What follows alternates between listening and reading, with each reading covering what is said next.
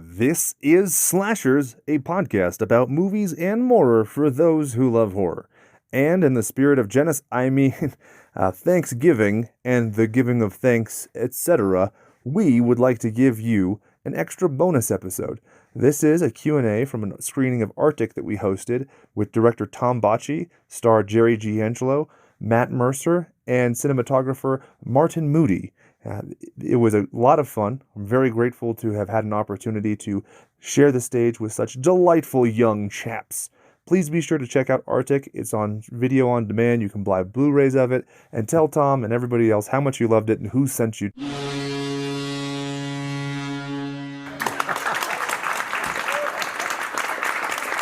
Everyone, this is Slashers, a horror movie podcast hosted by not one, but two, but three, but four, but five goons on whatever night we decided to record this week. My name is Jake, and with me for the first time, Matt Mercer, Martin Moody, Jerry G. Angelo, and then there's old news director Tom Botchii at the end there.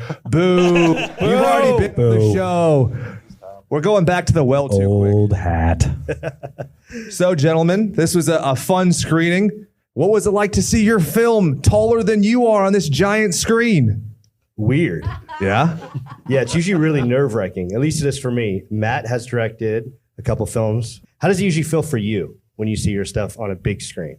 It's cool. It's cool to see it on a big screen, especially in a space like this at the Frida Cinema where it's a nice-sized theater. You immediately see, if you haven't seen it on a big screen in mixing or anything like that, you suddenly see more continuity errors and more like water bottles left in the background and things like that. Yep. But, you know, I didn't see any of that here. This looked great. Yeah.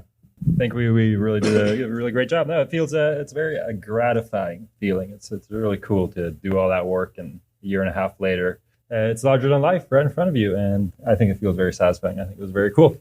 And this is actually the first time that the four of us are together again since we left set. Yeah, it's like a Teenage Mutant Ninja Turtles reunion. There's Yes. Okay. I'll be Michelangelo. My party dude, Yeah. right I'm here. April O'Neil. Which means that you want to get gangbanged by the rest of us on stage? You can't say that on your podcast, I man. absolutely can. It's my show, and all of you will be obedient and listen. I haven't seen that movie, but I can't wait to see it. It's called Rule 34, my friend. Great. Which turtle had the size, the three-pronged? Raphael. That's who I want to be. Okay, Yeah. thanks. I just like that weapon. Martin, no pressure, but I will judge you by your decision. There's only two left. There's no Ninja Turtles in Germany where Martin's from. I so can be like Shredder, right? I can just There you go. jump in Okay. and crash the party that way. You can be Globy for the German fans. You know, Globy. Tom, who would you be? You can overlap. It's okay. it's maybe Casey was my favorite character growing up what's because up. he wore a hockey mask. And I Yes. just thought that was really cool. You know, implementing non-martial arts techniques into a martial arts film. So And for those of you in the crowd who are obviously Slashers podcast fans, you know we call our female fans Goongalas, which is a reference to Casey Jones when his like war cry in the comic books. So the more you know. I'm a walking IMDb trivia section. I don't know if you've caught that that's yet. amazing. It's way too much information. Let's edit that out. Nope. It's everything's saying, and every time you say for the rest of this podcast, baby. Perfect. It's okay. You actually were, as far as the directors that we've hosted, the best ever. Director, period. Yeah, I know. for sure. I'm glad that that's out there. And the humblest, if I may. So, boys, it's been, so you finished filming December 2017. To get here, to be able to see this, your lives have all changed since then. Did it bring you back like a time capsule to that time? Because, Matt, you were saying this feels like yesterday, right? Yeah, it's been a fast couple of years. I mean, it hasn't been quite a couple of years, but yeah, almost, yeah. just about, yeah. Yeah, it's watching it like this. It's just, it kind of takes you back to, shooting a movie like this is a really intimate experience, and you're hanging out with a small crew and cast at a farm for a couple of weeks, or out in Moriarty, New Mexico for a couple of weeks. Yeah. It was very cold and middle of winter. Yeah. So it kind of just takes you back to the time and place for sure. And I have despite the cold, nothing but warm feelings from the shoot. So it was a lot of fun. But yeah, it's been a busy couple of years. So you watch something like this, it's like, man, that was so fast. It's crazy we're seeing this now, but it really wasn't. Like it's been a little while, Yeah. but that's cool. Yeah. Martin, you said you've been jet setting around the world doing different projects. That's awesome. I don't know what you're allowed to talk about, but Yeah, try and stay busy. I've been kind of getting into this groove of shooting a few films in South America. So I actually just got back from shooting my third feature down there. So every summer I've been taking a little movie making vacation and completing features down there. The first, which just got a theatrical release in South America about just a few months ago, and the other two are still in post. It's been really nice to get back to seeing what we all did together here. Yeah, and it was really cool. It was the first time I got to see it on a big screen, so still processing. But like you said, it definitely He hated it. No, I thought I know it how was, Germans. Oh no, this was my my just kidding. my third collaboration with Tom. I think it was Yeah, our that's true. first feature, and there's always pleasant surprises, and this was one of them as well. So Yeah. it was really nice to see it. now Completed. when you're watching this, as we've talked about this, the visual medium is so much clearer, right? That there's less interpretation, if we will. When you're watching this, are you able to sit and enjoy it as a fan? Or are you sitting there, like Matt said, looking at the details in the background, the water bottle, the this, the that? Like, are you able to be a fan of your own work? I didn't see any water bottles, by the way. I want to be clear. That's a Not yet. Those are Easter eggs. It was intentional. Yeah. sorry.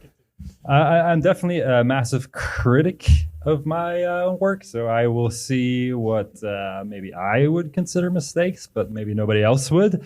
I try to put that aside and really just focus on the story and, for example, these fine gentlemen's performances. And hopefully that's much better than my work, and people will take the story away and remember that. And hopefully I was just able to kind of help and to build more of that, and maybe add some tension where tension is needed, and kind of this kind of thing. And the nicest thing for me actually was, and when you watch this film maybe at home or down the line, one thing that you will probably never know is that we made this in 11 days of shooting. And from a cinematography standpoint, something that has a lot of night scenes and night exteriors, and this kind of a shooting schedule is something that's very intimidating. So to see it all work out and that there's no big chunks missing in there is something that makes me very happy. And we talked about before that the dynamic element of the film, I mean, everything feels like motion, because Tom and I were talking about the way it's cut is so much like a trailer. I mean, there's a really great scene where Matt is on the porch and RT, as he calls himself. I didn't catch that the first time. I thought that he said Artik, and I was like, oh, he's suddenly French Canadian. But no, RT, because he's like, oh, I'm incognito. I'm your friend. And that scene, the camera never sits still, but everybody's in complete focus. So you have this dynamic tension building. Everything is still very clean and linear. So if I can commend you for that scene, because it builds, because I love this motherfucker's reaction to that motherfucker when he's like, oh, you're the guy from the drawing who's going to rip my face off. The guy's lifting people and clawing their faces off in the drawing. The best part about those drawings is the first time Chase and Matt saw them on set. They looked down at them, like the material they were supposed to be referencing when they're like, oh man, this is, oh boy. And the first time they looked down, they're like, well, those are really fucking good. This kid is talented to draw like that. Look at the shading. Yeah. Who did that art, by so the way? talented, and also this is so disturbing. Yeah. What He did why is such a good drawing job, this child. Who did the art, by the way? Guy named Ben Marabi. Marabi. Give him a follow on Instagram. Yeah. Great artist. He has a really unique style. And he was able to kind of like scale his style back a little bit to make, it's a very minuscule change, but he's trying to make certain drawings in the film appear as if Artik has drawn them and other drawings as if they're done at the hands of an 11-year-old. So I thought he did a good job of kind of like mixing everything together. And now Jerry, Artik himself. I mean, right? This is awesome. Like, Guys, thanks so much. Yes. No, please. That's all right. These guys are the ones that did all the work. No. when it comes to seeing somebody's artistic interpretation of yourself that's supposed to be a madman, was that weird? Because it's like it's drawing you, but like in a caricature of like an evil, demented you. Was that weird to see on set for the first time? Sure. Well, yes, but the whole process is fun. It's fun. It's every little detail that comes out. We're not mass murderers or serial killers, or we're out here to deliver a genre film to our audience. And so that's what we're trying to do. And so everything's a little bit berserk or crazy or a little this or a little that. So it's all fun. And you made some great character Absolutely. choices, like especially in watching it the second time, seems so much more deliberate than I think I gave you credit the first time I saw the film. Like with, for example, your right arm, you don't articulate it for most of it, and you hold it in a very specific way. Your verbalization, can you go into just like how you create a character from a page? I have to give Tom a lot of credit for this because he, when he came with the script, he had a full skeleton with organs and all these different attributes to his story. And then collaborating with him, it's just you have so much to work with, and then just a little idea here, a little idea there. He wanted, with the accent, when Tom wanted, to come up with something that wasn't an accent that wasn't like that you can make, that you can place like Boston or a Southern accent or something. This was something that was unique to Artik. I think it's great. Yeah. Like you're saying, the nondescript nature of it is very intriguing because the whole setting, because of the accent, I decided to think that it was in Canada, and then it wasn't in Canada. It was in New Mexico. But then Holden has kind of a Southern drawl. The fact that nothing is very pegged down, I love. Sometimes you would see something like that and it'd be like a hodgepodge, right? Or potpourri. But this, it seems like everything is slightly unnerving. Like there's not just like a comfortable, oh, this is what this is. Like we were talking, Tom, about just the idea of like handlers or owners, like just that term changes so much to the film. So can you talk a little bit more for the people who maybe haven't listened to my awesome podcast? Yes. So my brother ended up in foster care when I was growing up. And whenever he would come talk to me and we would hang out, he would always say like, it was kind of like a term he would use that was used throughout that community of my owners need me back at a certain hour. And so I took a lot for myself and put it on the page. And that was just something that I kind of thought would be interesting, is if these characters are like living in that type of like space or realm when it came to like the boy. Like we don't really know, like is Artik his dad or what's going on there? What are these other kids about? So I thought it was interesting, this idea of playing in that realm of like foster children. Yeah. And just a unique dialogue I remember from when I was growing up. It was never like, this is my stepdad, this is my replacement dad. It was always like, this is my owner. Everybody owns somebody in this community, so we got to be back by 6 p.m. so we could get dinner. It was just like super trippy. So I just always wanted to throw that little slice in there. And then as far as having a paternal instinct, you create this relationship with a kid who you're also incredibly suspicious of, who you also seem to have resentment for, but you still have affection for. How do you even go about unraveling that on screen? Gosh, that's a good question. I don't know that I necessarily unravel it. I think the story goes, I'm a character in the story with all these other people. So I feel it's like the combination of everyone doing their job. I think that's probably the best way that I can put that, because as the story goes, it's just from one scene to the next. So you're not playing for other scenes. You're in this moment, and this moment is, I'm going to teach you how to break the ice. Yeah. In this moment, we're going to play darts, and it's about hitting the bullseye or hitting the target, which is going to relate to the map, to hitting our target and marking our territory. So it's just these little moments, and you just tell a full story here and a full story here, and then it just builds itself. I think that's a great point. And some of the things about the editing, I mean, you go from a scene, there's no soft fade. You cut to a fucking drawing board with a knife in it, and it's a thud. Like, how fun was that to be able to just work at whatever velocity you want, put whatever you want in film? Was that liberating? Yeah, I'd always wanted to see something cut in that way, and I feel like I have never had the opportunity. So when it came to my first feature, I just really wanted to take as many risks as possible.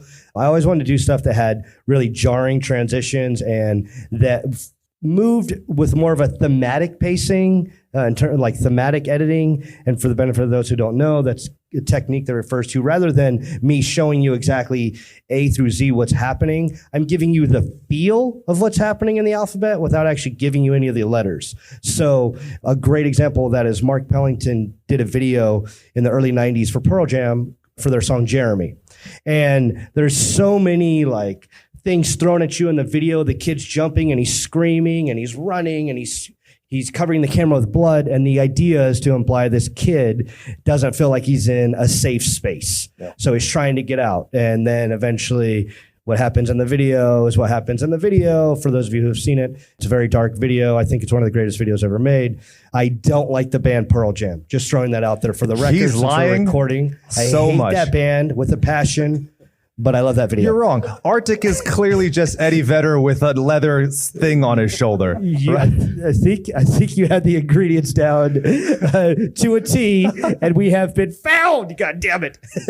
No, but yeah. So I always wanted to present something like that. I never really seen much of that in a movie. Yeah. I remember watching Jacob's Ladder as a kid, and they had like some thematic moments in there I thought were really cool. But I'd always wanted to see a full movie go that way and have these crazy big transitions and crazy big moments that usually are reserved for trailers. Yeah. They're usually reserved for selling the movie, not the actual movie. And I was like, fuck that. That should be the movie. Fuck selling. Yeah, absolutely. You and I talked about that extensively, given your work in cutting other people's films and other people's trailers. And we were talking beforehand that, you know, you had been offered more money, but it could be a year or 2 years down the line. And you did it on your terms, on your pacing, in an immediate setting. Like, to see what you created on your own, like this, on your dime and everything, and to see it be so effective, like, I think we can all agree, this is pretty badass. Like, does this excite you to see on this screen with all of these people? Thank you. Yeah. No, it's crazy. Like, just to see it, actually, I still get a little bit of anxiety, which we talked about at the top of the show when watching it. But yeah, it's just crazy, the idea of now being so far removed from it. Like, I never thought it'd be like someone would say Artik and it'd be like in passing, like, Artik, what? Oh, yeah. Oh, yeah. Yeah. Oh, yeah. I did that. Yeah. Oh, I know, Jerry. You know, like, it's so far away. It feels like now, rather than me every day at my computer working, you know. So there's definitely a period where I never thought I'd be away from it. And so now it's interesting because, like, I think you kind of go through that with every director goes through that with every movie, where kind of like breaks your heart a little bit. It inspires you a lot. And then you want to be away from it, and then it pulls you back in. It's like this weird relationship. Kind of like your parents almost, where you're like, I love the safety net. I hate the safety net. Leave me alone. You can't You're control me, depressing me. Dad. You know? You're not even my real dad, Artik. You're my keeper. Yeah, exactly. You're just my owner. Matt, I'm putting you on the spot. Okay. Who from your life did you draw upon in your performance of the counselor? Because it's a great performance. You could have hammed it up to a point where you're just like, fucking kill me. He's the guy from Beavis and Butthead. You have a number of things, but you did a very like reasonable persona. Like, thank you. I think that the character, especially when Holden meets you in your office, is a really lived in character, because you're like, oh, what's up? You're not like chewing scenery and be like, hello, Holden. Come say hi. Oh, thanks. Yeah. I We actually wanted to go that route originally, but Matt turned it down. In the sequel, cast this guy right here. Tom said, I want you to have jazz hands and sing Every second of every this shot. greeting. Right. So great. No, I appreciate you saying that. Thanks. Right. I feel like we had, Tom and I talked about the character a lot. Yeah. Before I got there, and Tom, I think you even sent me some notes and a bio, Right. and we both kind of worked on it, and We had a lot of reference material, and then you kind of just took it from there. yeah, and we did have there were one or two specific people, but I know I also just approached it as whether he's always right about his advice.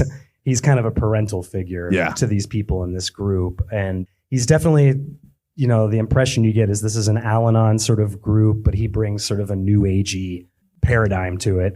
And I think I definitely talked to Tom about, I think this guy's a little high on himself. For sure. Carr really He's drinking his Kool-Aid. Yeah, absolutely. Drinking his own Kool-Aid. That's a great way to put it. Well, what's great about that is you immediately lose your sense of power and decorum as soon as Artie comes in and he's like, oh hi. Yeah.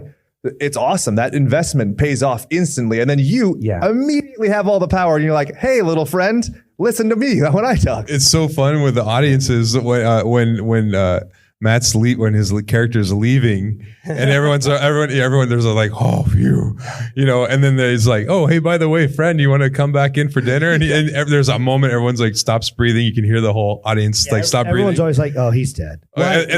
And then he says, yeah, sure, why not? He's just like comes in gingerly, and everyone's like, "Fuck." Yeah, usually when I show up in these things, everyone says he's dead from the beginning because he died. Matt has a lot quite a reel of deaths going right now. But yeah, in that scene in particular, I feel like that's how that plays, and also that's attributed to Tom's great editing, I think. But I think Carr knows there's a problem in this house. He's not an idiot, which is great. He's not an idiot, but then he, again, drinking his own Kool-Aid, is like, no, I'm gonna believe that he's putting forward a good gesture and this is gonna be fine. Or at the very least, I will figure something out. Exactly. These people.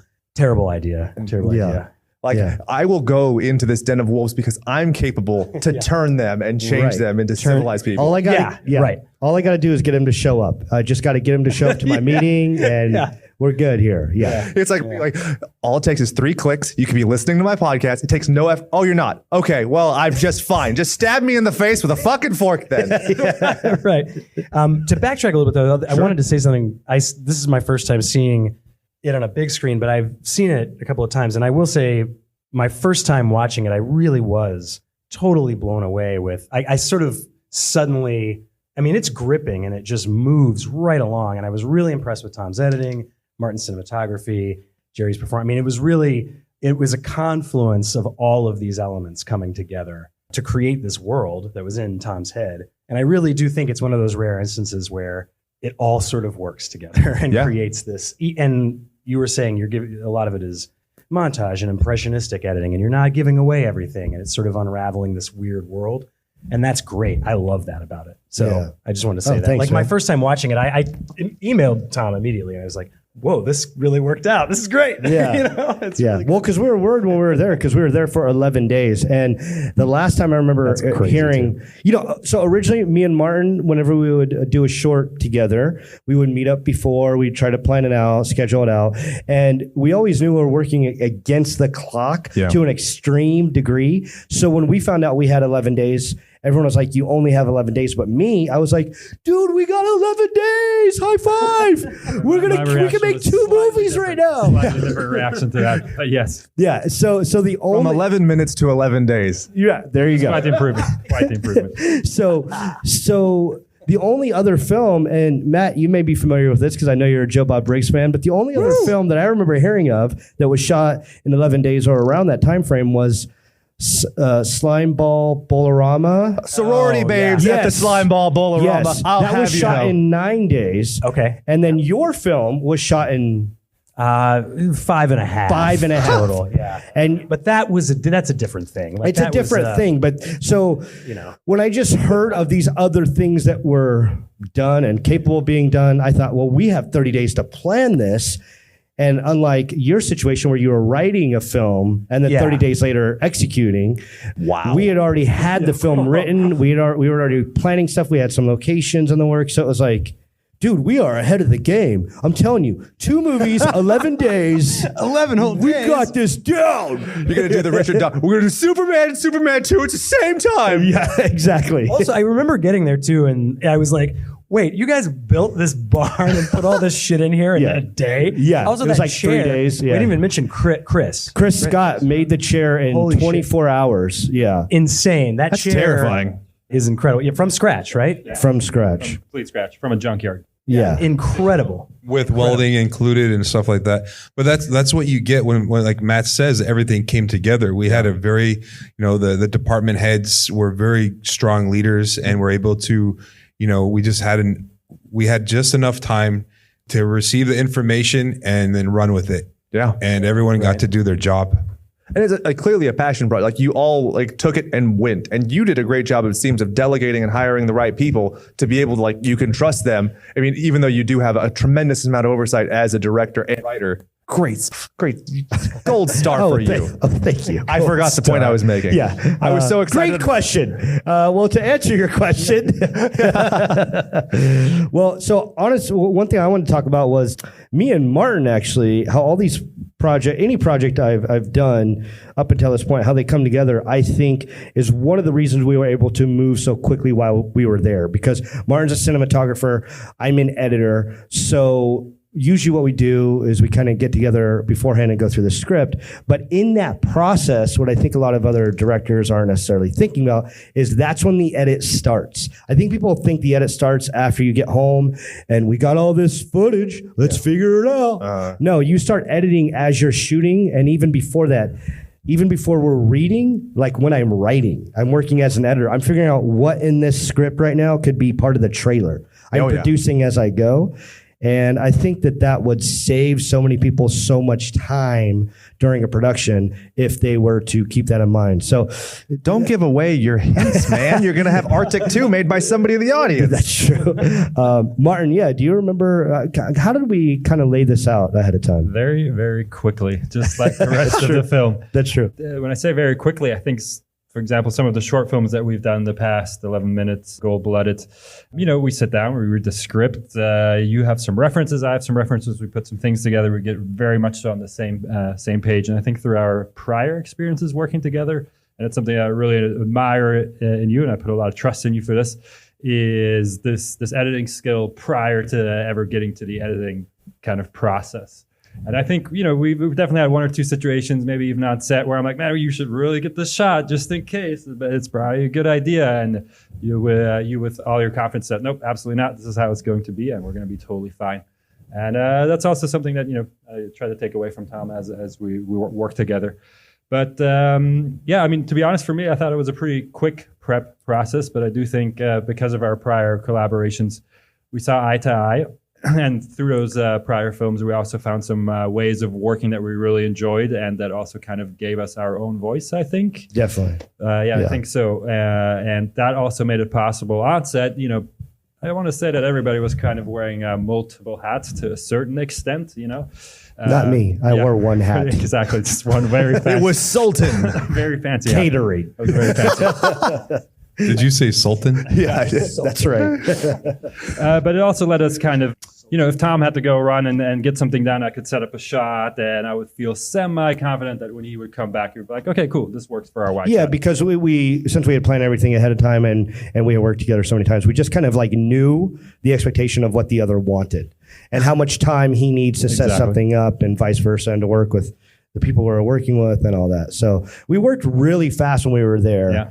And so, give me 12 days, we'll make 3 of these movies. That's right. Well, if I may take it to comic books, as a dork with literally thousands of comic books. All right.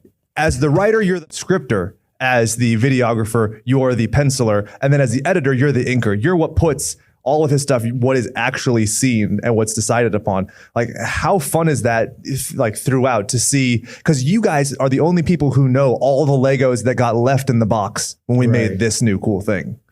How is that to feel like? Do you feel like you're in on a joke? Like all these idiots enjoyed this. Well, they could have seen a 7-hour version. Yeah. I actually, again, was extremely pleasantly surprised because sometimes you have these Legos in the box and you look at the picture on the box and you're like, there's no way this will make this. Right. But this guy really, really pulled it off. Yeah, sometimes you're like, I don't have enough Legos. Yeah. There is no way. Or you're like, all we have is the red Lego. Right, exactly. We're trying to make a rainbow. Yeah. And I think if you're under this, I know we kind of keep coming back to it, but under 11 days of shooting, a lot of times you find yourself in a situation where you go into a space and great, okay, we have half an hour for this entire scene. Okay, what do we have? A wide shot and 2 quick close-ups, and you're like, oh man, how are we going to make this scene dynamic? How is that going to move throughout the entire story on its own? And that's where kind of, I think Tom has a really good strong point with his editing experience.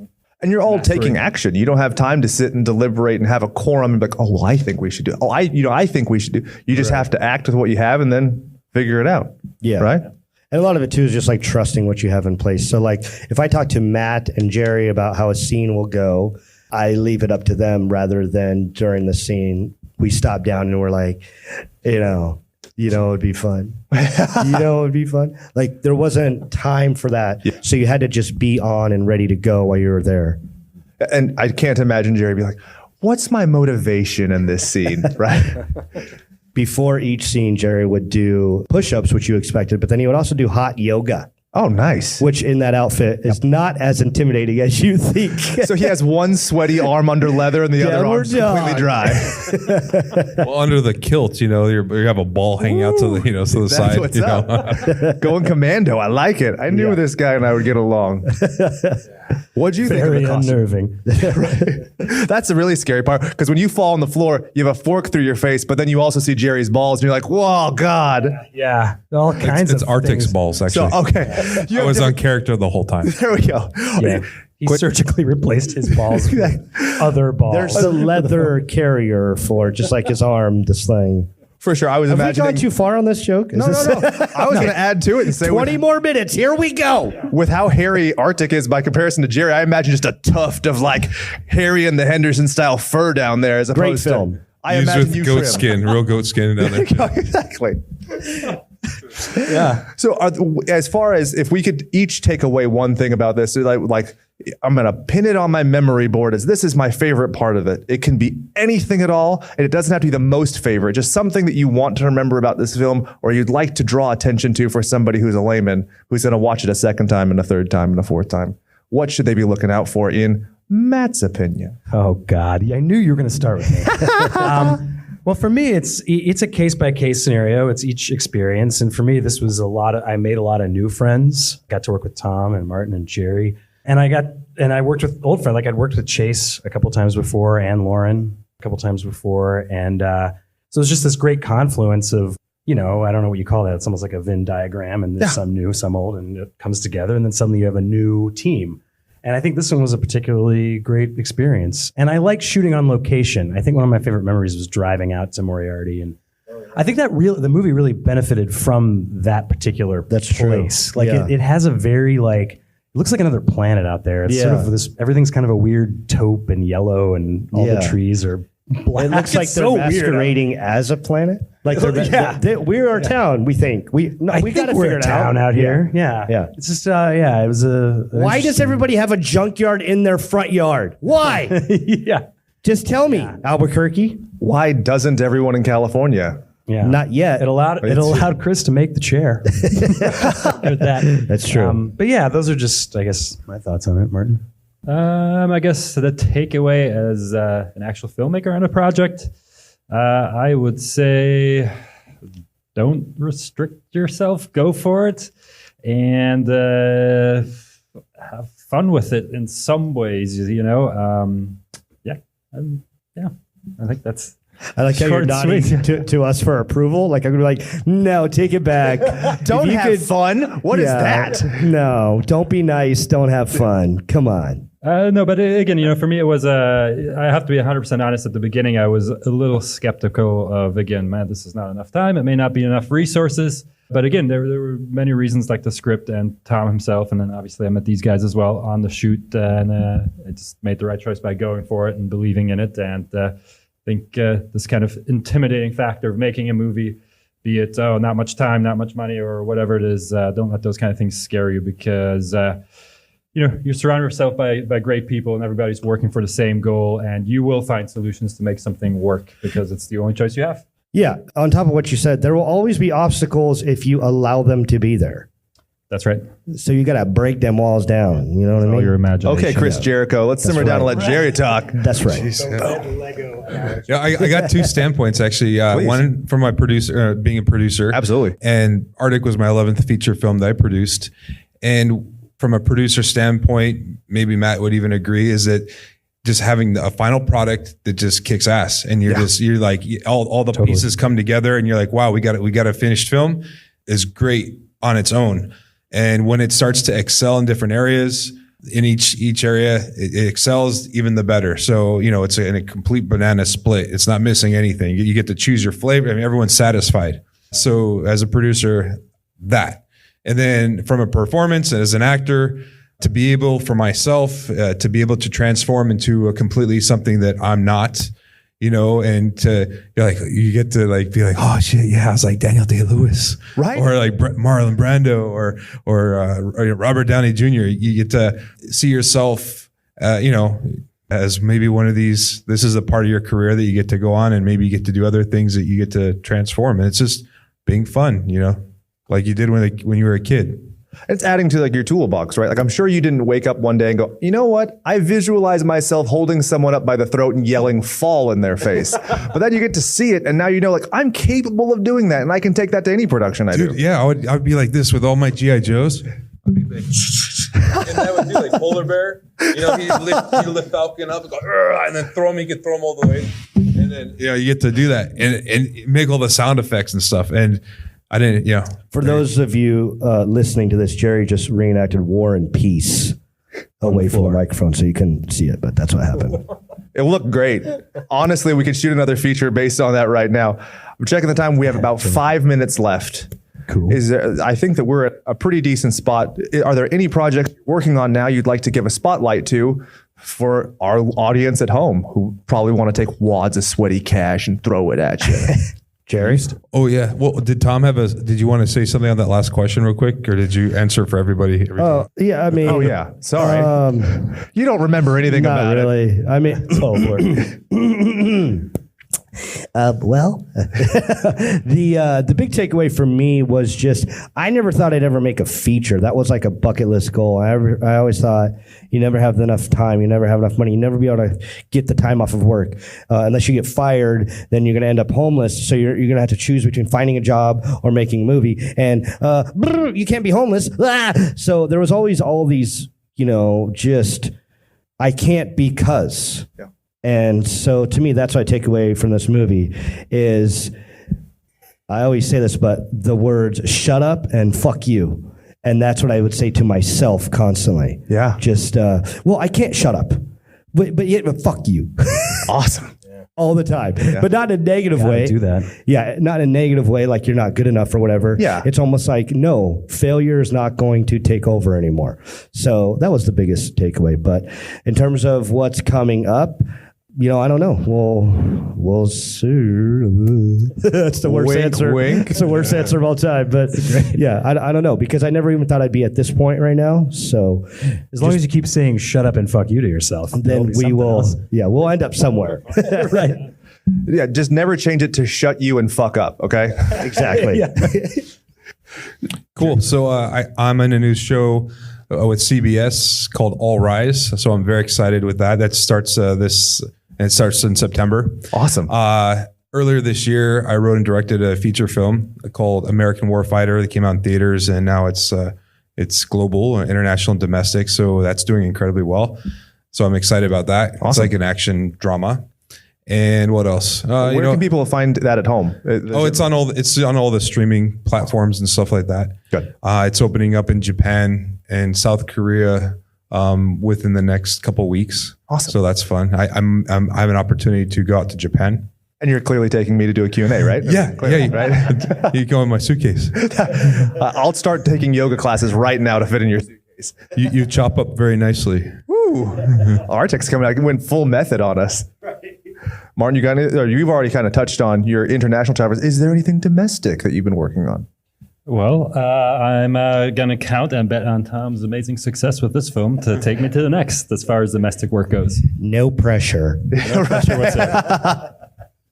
And Matt, it's your turn. Anything you want to plug? Sure. I directed a movie a couple years ago as well called, with my buddy Mike Teston, who's a frequent collaborator of mine, called Dementia Part 2. And it's kind of ridden the festival circuit. We're really close on a deal, I hope. Awesome. So that hopefully will be visible to people's eyes soon. And outside of just so everybody festivals. knows, I have seen it, and it is one of the most hilarious films I've seen. It's a great movie. I can't believe he got it done in the time frame he got it done. Oh, thank and you. Everybody should look for that movie soon, whenever it's available. Thanks, Tom. Yeah, it's been a tough sell because it's a weird black and white sort of 60s Corman-esque horror comedy. Awesome. So anyway, that's coming soon, hopefully. And then I produced a movie that Joe Begas directed called Bliss, which is playing festivals now. And it's a grimy 16 millimeter Los Angeles vampire movie. Oh, yeah. I guess I can A say good time. vampire now. Yeah. That's out there. Yeah, it's Also a good time. Thank you, Tom.